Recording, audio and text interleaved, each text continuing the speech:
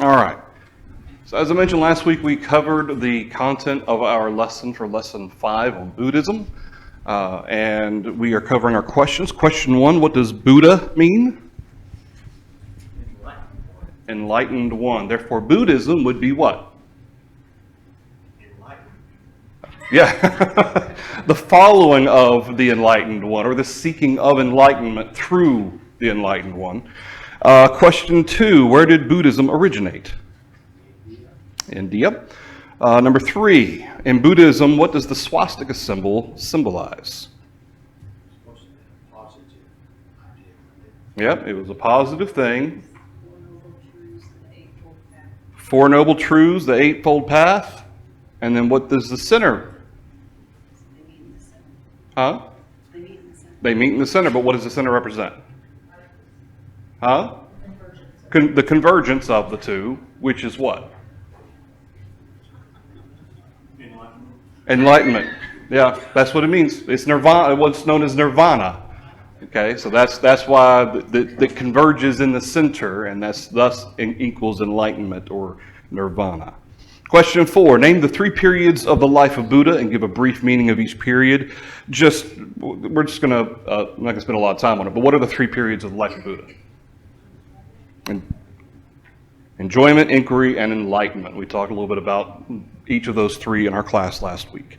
Number 5, what are the 2 major sects of Buddhism? The Mahayana and the Hinayana, or the Hinayana. Yeah, and the main difference between the 2 of them is that the Mahayana, they believe enlightenment is available to everyone. The Hinayana, believe that it's only available to the committed few. Number 6, who introduced Buddhism to China? Bodhidharma. Yeah, Bodhidharma. Number 7, what are the 4 Noble Truths? Suffering. Everything's temporary. To eliminate suffering, we have to be free from desire. Yeah. And then we're freed from the desire through what? The Eightfold Path. Yeah. So kind of one thing leads to the other. And with some of those, we completely agree, right? Is life full of suffering? Yes, it is. Is everything temporary and unchanging? Yes. But is it possible to actually be free from suffering in this life? No. In this life, it is not. And no matter of trying to purge myself of desire is going to change that. All right, number 7, what are the 4, number 8. According to the Buddhists, what 8 points can help eliminate desire? That's the Eightfold Path. Page 38, you got wisdom, which is kind of combined into different connections. But you got understanding and thought, you've got speech, action, and livelihood, that's ethical conduct.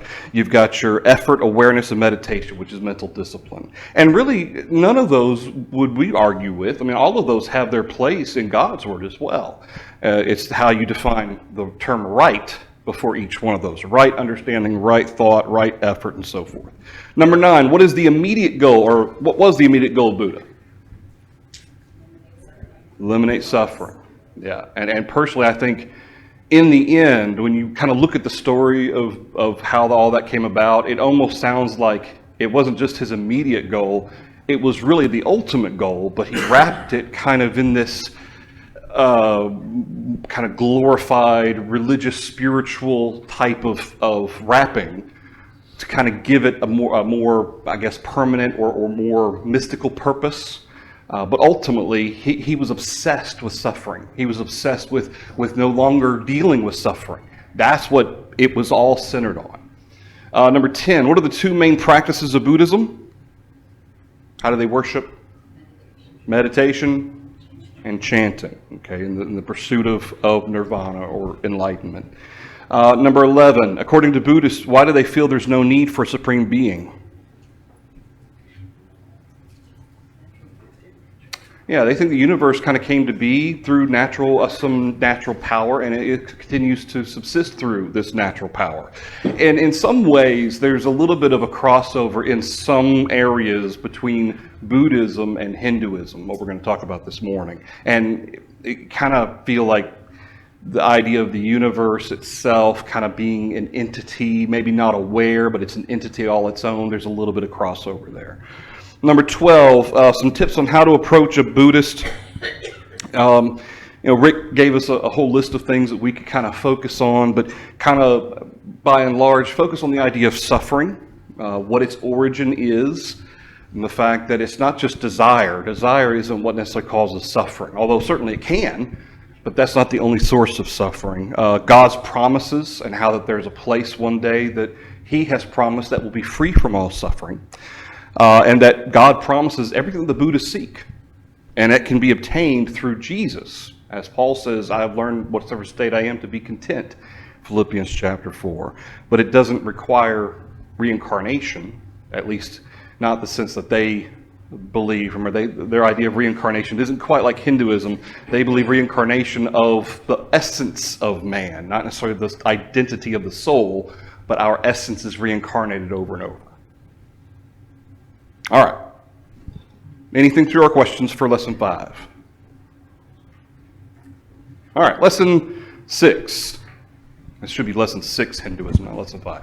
All right, Hinduism means to flow, and a lot of times, and Rick points out, he's very careful to point out that Hinduism is kind of a catch-all term.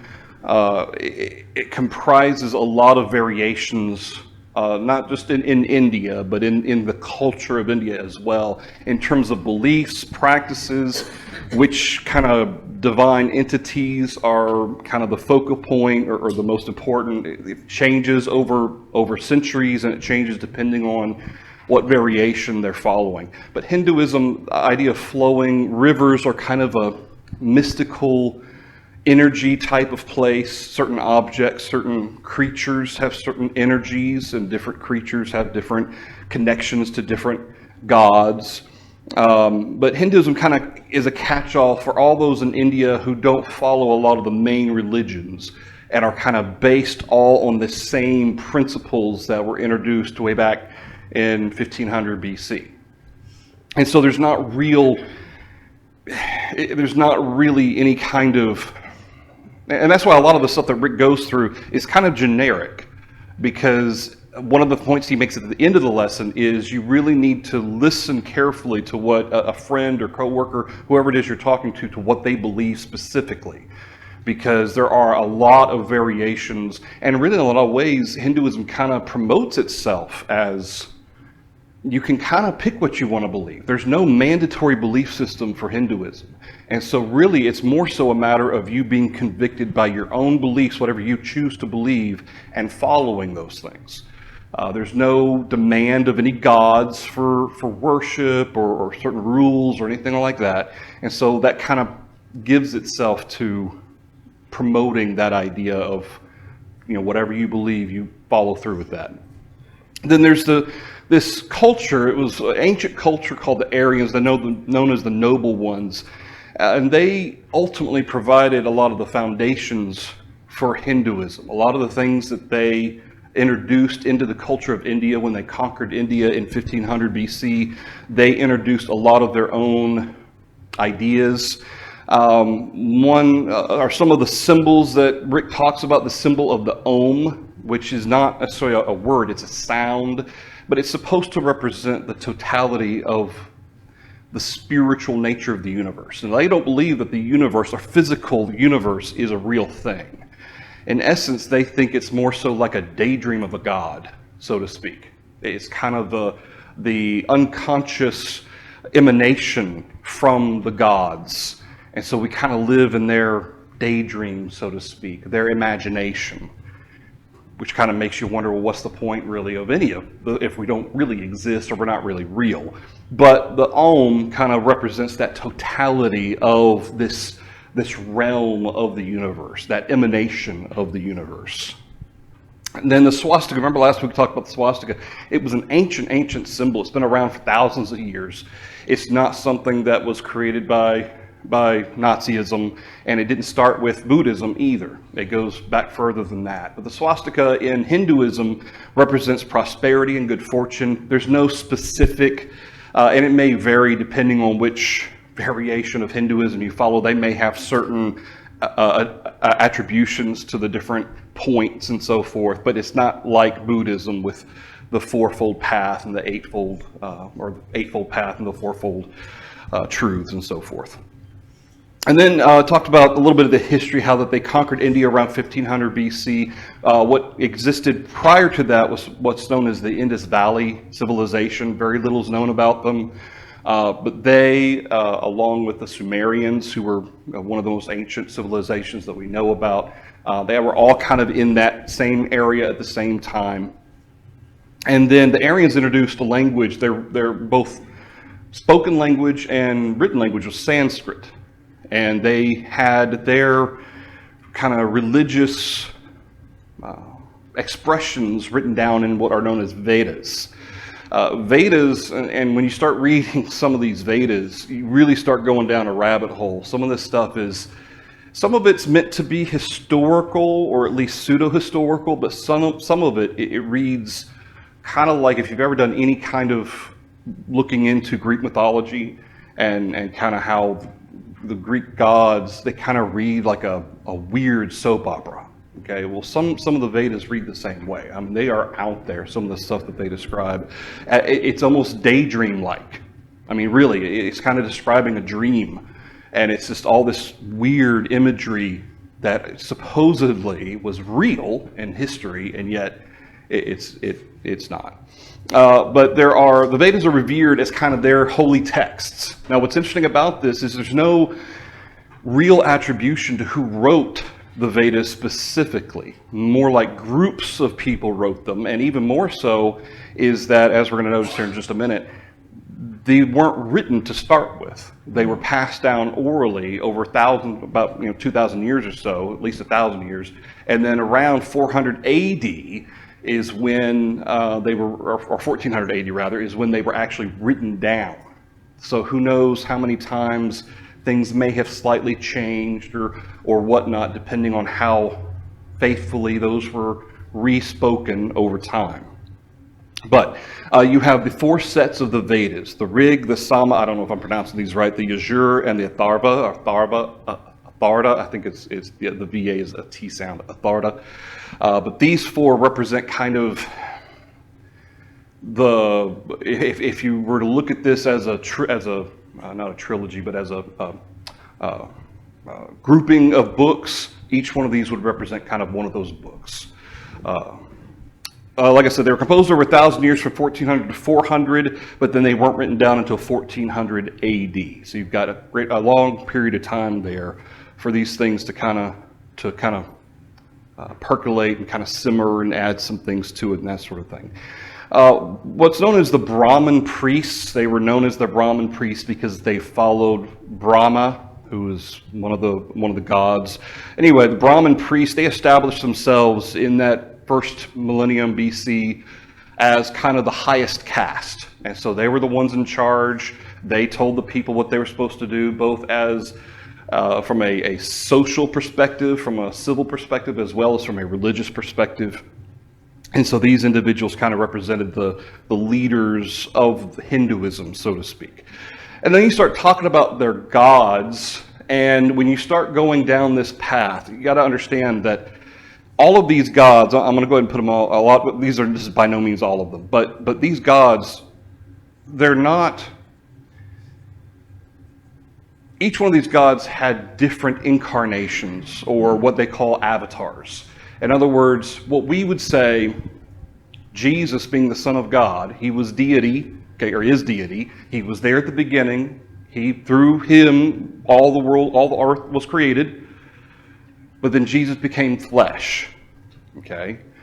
Well, to them, that idea makes sense, in which one of the few religions where deity becoming flesh would make sense, because that's what happened with their gods. See, all of these gods became flesh, and there are different incarnations of all of their gods. And so some of these individuals that you'll hear about, Krishna and Shiva, some of these are very popular in Hindu culture. These are not gods of themselves. They are simply incarnations of these original gods. And these aren't the only original gods, but some of these original gods, these are simply manifestations of those original gods. Now, as to whether or not they were flesh and blood, that may vary a little bit depending on which variation of Hinduism. Some believe they were flesh and blood and then they died and were reincarnated into someone else. But then there's also accounts of Hindus believing that they weren't flesh and blood, they simply appeared to be human, and then they kind of presented themselves as human, then they went back to whatever realm they were in, then they came back as a different incarnation and appeared as a different person. So it's all over the place in terms of deities and in terms of gods, but some of these are you can kind of recognize. We talked a little bit about Brahma, supposedly the god of creation. His image has 4 heads, and there's a whole backstory with that. But in terms of creation, it's not that the creation of a physical universe. It's the emanation of the universe came from Brahma, and all the other gods are kind of a part of that as well. And so it's not that Brahma created the heavens and the earth, like we would say Jehovah created the heavens and the earth, but that Brahma birthed it from his mind, I guess you could say. This again, for lack of a better phrase, it's almost like a daydream that he has, and we're all a part of that. But like I said, different gods over the centuries have had different levels of importance, and have had different avatars. In fact, at a certain point, Rick actually talks about Jesus a little bit with regard to Hinduism, and there are those in Hinduism who do believe that Jesus was an incarnation of one of their gods, which is interesting. So, but like I said, this is part of why Rick said be very careful when you talk to people and listen very carefully to what they believe, because this is not by any means going to cover everything that an individual Hindu might believe. And so these are just very broad ideas. Then he talks a little bit about some of the more, I want to say, binding texts. These aren't necessarily the Vedas themselves, but some of these are portions of the Vedas. I don't know how to pronounce this, but the Upanishads. Anyways, the last portion of each of these 4 books, if you will, and it kind of provides this philosophical speculation about the nature of reality and the relationship between the Atman, which is, for lack of a better phrase, our soul, and the Brahman, which is this emanation of the universe. So how is it that my energy exists within me and then can be reincarnated later? So it's all this speculation about how that works, which again, for holy texts, there's not a lot of definitive answers there. It's just speculation. Then you've got the epics, and the writings of the Hindu faith, there's a whole lot of, like I said, stories and things like that, but there's certain ones that read as more like social, geographical, historical information, and the Mahabharata and the Ramayana, those are both kind of, I guess you could say, perhaps the most grounded to earth of all of them, of the epics. Then you've got and I've heard it pronounced, and I'm not sure if I can pronounce it properly, but the Bhagavad Gita. This is this conversation between Krishna, and Krishna was one of the avatars or one of the incarnations of Vishnu, and this warrior named Arjuna, and they were talking about kind of the soul and the spirit and how that interaction works. And then you've got the Puranas.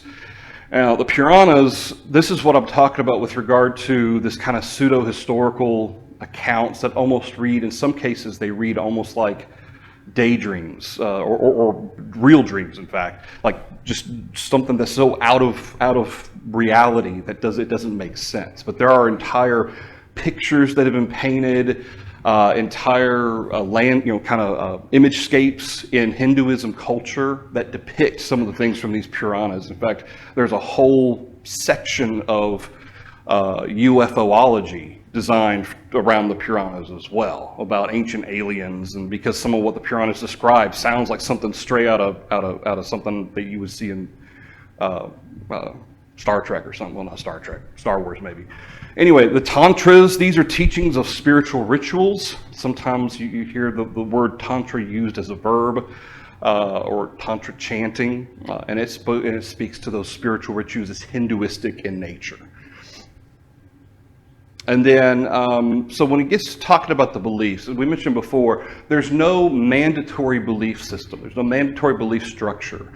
In other words, there's nothing that requires or has certain things like fundamental basics that you have to believe to be a good Hindu. All right, basically, believe what you want or not believe any of it, and technically, it doesn't really matter. And this and again, now that may vary depending on which variation of Hinduism or family even that individual comes from. But in general, that doesn't exist.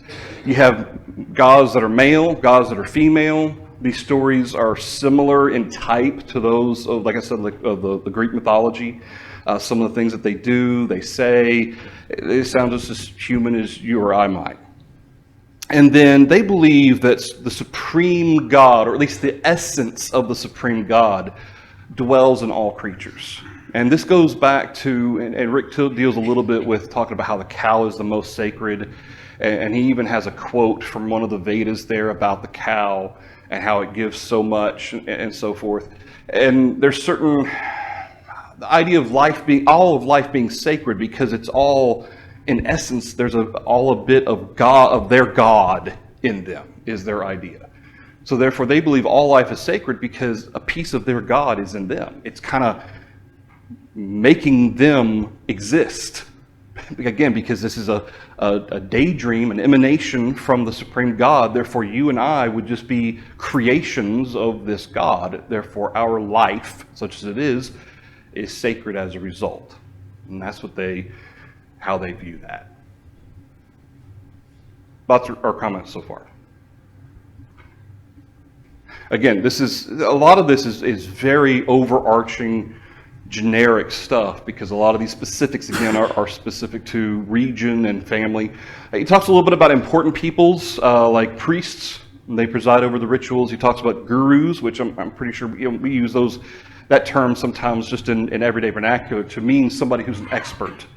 Gurus, as far as Hinduism, these are individuals who are teachers, what the Jews would refer to as a rabbi. Then you have yogis. Now, again, our culture, yogis have come to represent those who are kind of masters of yoga. But yogis, according to Hinduism, these are individuals who apply spiritual observance to yoga. Now, I want to be clear here. Yoga in and of itself doesn't have to have a spiritual connotation or significance. Okay, there are a lot of people who get a lot of whether it's mental stress or even physical stress relief from practicing yoga. That's fine. There's nothing at all wrong with that. The spiritual observance of yoga, however, we need to understand that there is a connection to Hinduism. That's where it comes from. Yoga's origination comes from Hinduism, at least in terms of all the different movements and so forth. Then there's the Swami. Now, Swami is one who has made a vow of renunciating all the pleasures of life, giving oneself entirely to meditation, somewhat similar to some of the stuff we talked about with regard to Buddhism, but it's an ascetic path. It's one that they are denying themselves anything and everything, and they are only focused on kind of dwelling on the nature of the universe. And then there's a sadhu, and this is a Hindu holy man, someone who, again, I don't know exactly if the sadhu could include, for instance, a priest, if a sadhu would include a guru, but it's someone who's referred to or considered to be a holy man. All right. Yep. It might sound funny, but I'm not trying to be funny. Do you happen to know, since the book doesn't say this line about all life is sacred, just sent my brain down a path. Does that even include like insects that we think are gross? Yep. We're talking about mosquitoes and maggots and where that's all still sacred? All life is sacred. Yep. That would include insects. That would include plants. I mean, it includes anything that is organic, that is alive, because the source of all life comes from their supreme God. And so anything that has life, regardless of what kind of life, how big, how small, it is sacred as a result. And this is part of the reason, in fact, that sometimes you'll hear stories or maybe jokes even regarding how he wouldn't even swat a fly. Okay, the basis for that saying is actually in Hinduism, because even flies are considered sacred. And in some cases, that fly might actually be a reincarnated ancestor. Okay, remember that everybody is reincarnated, and based on karma. Karma is the belief in you get what's coming to you, basically. Okay, if you do good works, your karma's good, therefore you're going to be reincarnated as something good in the next life, as opposed to bad karma, you're going to be reincarnated as something like a dung beetle, or a fly or something like that. And so that's part of the reason why that saying, he wouldn't even hurt a fly, is actually based in that idea of Hinduism, because it's a reincarnated being inside that fly. It's somebody's ancestor. And so there's that component as well of viewing all life as sacred, which is interesting. Interesting. Yeah. Any other thoughts to that? This is just an interesting way to dismiss God's will. Yeah, I mean, this is, and keep in mind, this is whether or not Hinduism came in its full form 1400 BC, okay, it would have been, 3,400 years ago, or has kind of taken on a lot of these proponents over the 1,500 years or so, almost 3,000 years since its existence. I don't know. But we do know that at one time, all of mankind started with Noah and his sons and their wives and Noah's wife knowing God's word. All of mankind started there. And then over time, these things have kind of come about as a result of man's own either thought of wisdom, belief that I'm wise or wiser than what my parents taught me about some Jehovah, maybe as a result of my desire to do what I want to, Romans chapter 1. That's why they begun to serve these creatures rather than the Creator. Why? Because man wanted to do what he wanted to do, not what God wanted him to do. So no matter how out there some certain things may seem or may feel to our mind, these are things that millions and millions, in fact, I think the number that Rick gave was 900 million people follow this. There's only 1 million or so Hindus in America. The majority of them are in India. But, I mean, hundreds of millions of people follow this and believe this. And so it's important for us to, regardless of how it has come about and come to this point, this is what they believe, and how do we help them? And again, what is that belief based upon? It's based upon books. Again, as far as I can tell, and I tried to look up the Vedas and kind of go back in time to see where did they start, who wrote them. There is no attribution. They just kind of came out of nowhere. And again, there's no way to tell for sure whether those statements have been true all along of the Vedas, or if they've been changed over time and until they were finally written down. Now, as far as history is concerned, they haven't changed since 1400 AD. So they may have only really been created in the last 1,000 years or so. So have all these almost 1 billion people following Hinduism, and it's based on nothing more than speculation over the nature of reality. And again, there's no real what we would maybe refer to as a moral code or an ethical basis of beliefs. It doesn't mean that Hindus believe in murder, because again, all life is sacred to them. So I guess you could say that's one ethical belief. But in terms of specifics like marriage and divorce, things like that, it's mainly cultural. That's kind of where their binding comes from. It's mainly social and cultural. It has nothing to do with what we would refer to as the word of a god, okay, or the word of Jehovah, for instance. They believe that certain objects, certain beings, certain places are holy. Certain things, certain objects and places have higher connection to this kind of broader sense of the power of the universe than others. So, for instance, the cow has a bigger connection to this supreme God in the universe than other beings do. Not that other beings aren't important, but the cow, for whatever reason, is the most important. Rivers, for instance. Rivers are places of high energy. You receive sustenance from rivers, you receive water from rivers, and as a result of that, because rivers sustain life, which they do, that's kind of a central focus of Hinduism, is thus why Hindu flow. And of course, Rick gives the history of that term Hinduism or Hindu. India, the word India is directly related to Hindu. It just means flowing river. And that's what it was named. And that's really only come up in the last, 2,000 years or so, that term. And kind of Hindus have taken on that moniker for Hinduism to represent not just a religious belief, but a cultural identity. And so that's why they go along that route. As I mentioned regarding Jesus, they believe he was an incarnation of one of their deities. But some might believe that he was just a wise sage or maybe a priest, not that he was an incarnation of one of their gods. Because if you start saying that he's an incarnation of one of their gods, then what does that make his commandments? Binding.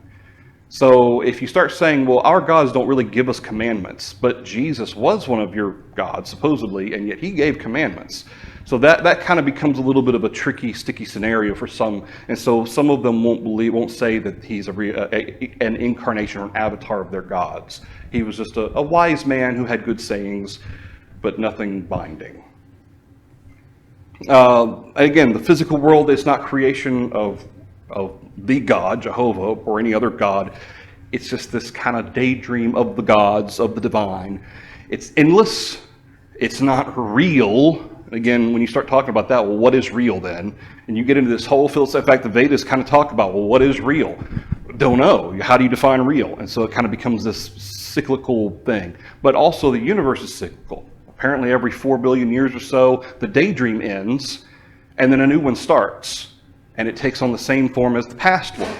You would think that these gods would get really tired of the same daydream over and over again, but apparently not. But it's cyclical. It comes and then it goes and then it comes back again, and it takes on the same form every time. Each soul is reincarnated forever. And the way Rick kind of describes that is, you would think that this would really be something that is not so much a joyful belief system, but really more of a tiring belief system. Like for your soul, to think that my soul, at least for that, I don't know how they believe in terms of the soul over different incarnations of the universe. Are we 4 billion years old? I don't know. Has my soul been around that long and been in all kinds of different creatures and animals and stuff like that? That's the kind of thing that I would think about. Man, I want this to end. My soul is exhausted. And that's kind of the point that Rick makes. And one of the points that he makes regarding salvation and talking to someone who is Hindu is the idea of eternal peace. And the idea that there is no reincarnation. There is life, death, judgment. And at that, what's going to be our place? What's going to be our end? Thoughts or comments through that? Yes, ma'am. That one's really like a catch-22, I guess, because our souls are eternal. Yeah. Oh, that's true. Yeah, they are. So if you think about that, I don't know that my soul would be tired, but I would be tired of not being able to go be with God. Right. Yeah. You know what I mean? So yeah. It's like our souls are eternal and we're trying to get to heaven, so that's a good thing. Well, can imagine your soul eternally being here on this earth over and over and over. No, that would be bad. And this is part of the reason why, there are some, and again, this is a pseudoscience, but there are some people who claim that they have memories from a past life. And, there's a lot of these anecdotal stories about somebody who remembered something and they went to that place and this thing was buried in the ground. There is no actual evidence of anyone actually having any quote-unquote information from a past life that is proven to be accurate. There's these stories out there, but when you start backing these stories, looking at these stories and the history of these stories, there's no actual evidence of anyone actually having any credible knowledge from a past life that has ever been proven to be accurate.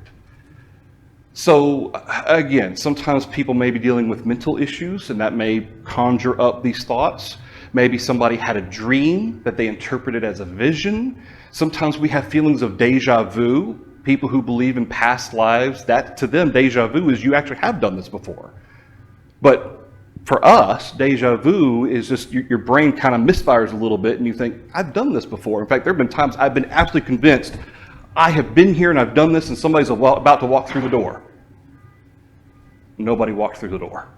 Okay, so different variations and different attempts to explain deja vu go back to reincarnation, but there is no evidence for that. And again, to a certain extent, I understand faith, it goes beyond material evidence, but even their faith isn't based on anything concrete. Even their own Vedas acknowledge this is speculation, we don't really know.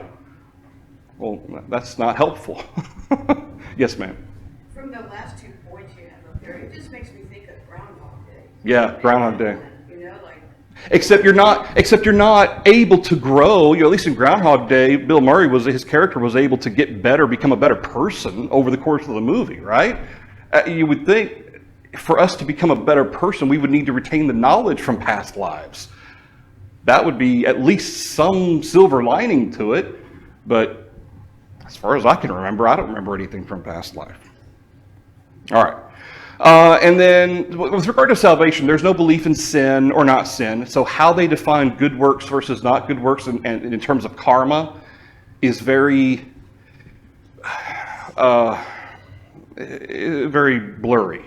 Okay, what some groups may define as good karma versus bad karma, there may be different standards for another group. Some groups may have more strict standards, some may have less strict standards. But in terms of salvation, ultimately, and this is where you see a little bit of crossover with Buddhism as well, the idea of communing with God is the whole goal. Yoga, again, the spiritual observance of yoga is union with God, which to me is very interesting that all of these belief systems that we talk about, there's this constant effort to touch or commune with God, right? In every single one of these religious systems, it's try and attempt to touch God or to have God or to somehow connect with God, which the Bible, does it provide us the means to do that?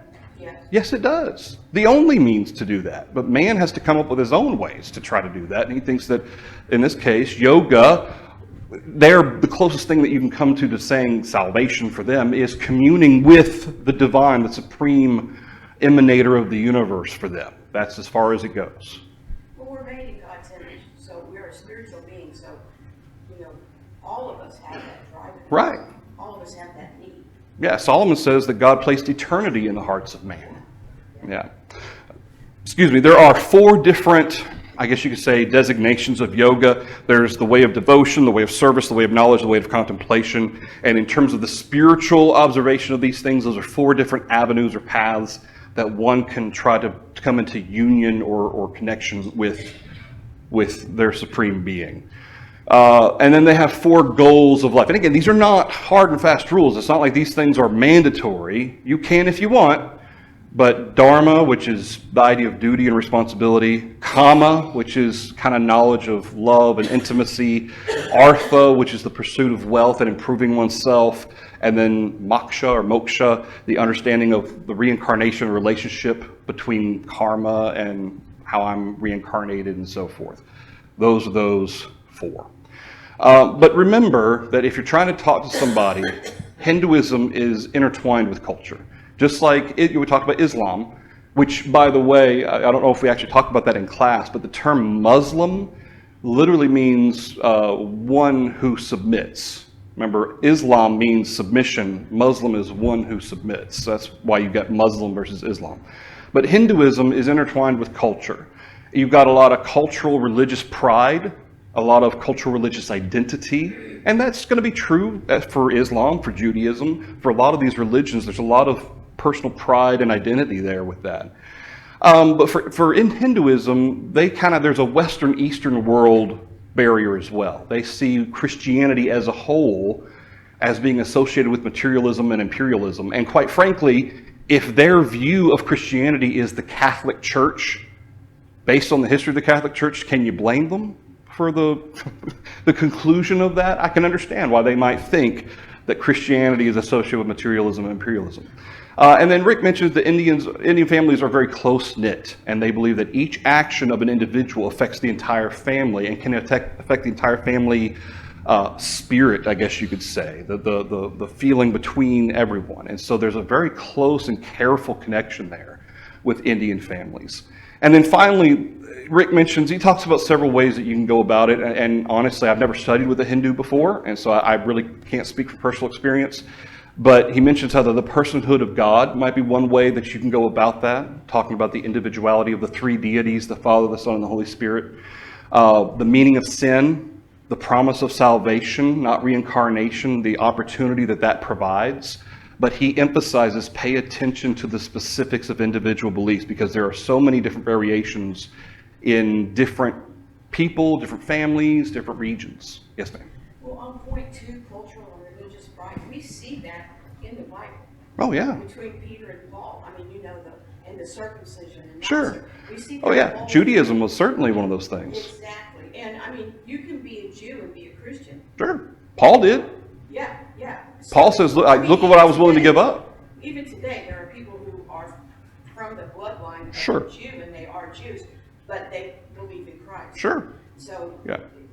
I mean, I'm just... Yeah, you can, it is possible to separate culture from religious conviction. You can do that.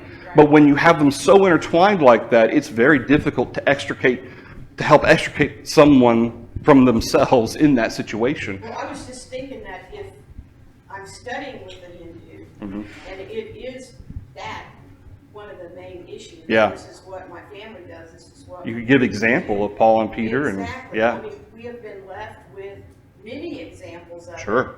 it and how they adjusted. Well, think about Rahab. Yeah. Think about Ruth. I mean, we have plenty of examples beyond Judaism of Gentiles who extricated themselves from their culture. Yeah. All right, and finally, there's this chart at the end of the lesson, and he talks about kind of some of the similarities versus the differences of Hinduism and the Bible. Just kind of, I think it's interesting. All of it won't fit on the chart anyway, but it's kind of interesting to look at that and maybe kind of refer to that when you talk to somebody. All right, so next week we'll pick up with our questions on Hinduism. We'll pick up with New Age movement. That's lesson 7. I sent out the email for lesson 7, as well as the questions are on this table back here. Thank you, everybody.